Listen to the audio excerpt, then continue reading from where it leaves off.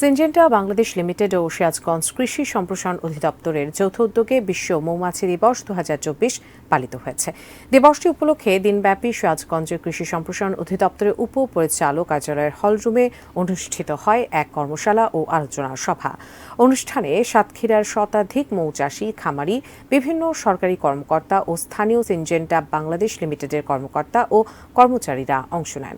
কর্মশালায় মৌমাছি সংরক্ষণ, পরিচর্যা এবং বালাইনাশকের সঠিক ও পরিমিত ব্যবহার বিধি শেখানো হয়।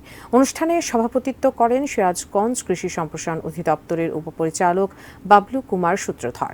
প্রধান অতিথি ছিলেন কৃষি সম্প্রসারণ অধিদপ্তরের অতিরিক্ত পরিচালক SM সোহরাবুদ্দিন।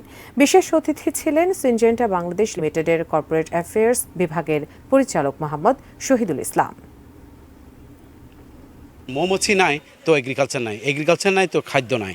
এই জায়গাতে আসলে আমাদের ফুড স্টাফটা আমরা রেখে চলছি।